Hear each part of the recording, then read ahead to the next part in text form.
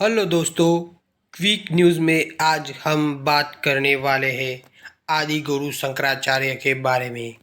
मध्य प्रदेश के मुख्यमंत्री ने खंडवा जिले के ओमकारेश्वर में मांधाता पर्वत पर आदि शंकराचार्य की 108 फीट ऊंची स्टैच्यू ऑफ वननेस का अनावरण किया और अद्वैत लोक की आधारशिला रखी।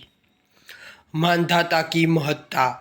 मांधाता द्वीप, जो कि नर्मदा नदी पर स्थित है, 12 ज्योतिर्लिंगों में से 2 ज्योतिर्लिंग, पहला द्वीप के दक्षिण की ओर स्थित है ओमकारेश्वर तथा दूसरा अमरेश्वर है। इस द्वीप पर 14वीं और 18वीं शताब्दी के शैव वैष्णव तथा जैन मंदिर है। ओमकारेश्वर नाम द्वीप के आकार से लिया गया है, जो पवित्र शब्दांश ओम जैसा दिखता है, और इसके नाम का अर्थ है ओमकार के ईश्वर। ये स्टैचू है।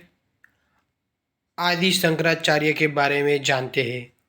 वह आदि शंकर के नाम से जाने जाते हैं और उनका जन्म केरल के कोच्चि के पास कलाड़ी में हुआ था। उन्होंने 33 वर्ष की आयु में केदार तीर्थ पर समाधि ली। वह शिव के भक्त थे। ऐसा कहा जाता है कि वह एक युवा भिक्षु के रूप में ओमकारेश्वर पहुँचे थे, जहाँ उनकी भेंट अपने गुरु गोविंद भगवत पाद से हुई थी। वह 4 वर्षों तक इस पवित्र शहर में रहे और शिक्षा प्राप्त की। उन्होंने 12 वर्ष की उम्र में ओमकारेश्वर छोड़ दिया और पूरे देश की यात्रा पर निकल पड़े। उन्होंने अद्वैत वेदांत दर्शन की शिक्षाओं का प्रचार किया एवं लोगों तक इसके सिद्धांतों को पहुंचाया। उन्होंने अद्वैत सिद्धांत का प्रतिपादन किया और वैदिक सिद्धांत जैसे कि उपनिषद, ब्रह्मसूत्र तथा भगवद गीता पर संस्कृत में कई टिप्पणियाँ लिखी। वह बौद्ध दार्शनिकों के विरोधी थे।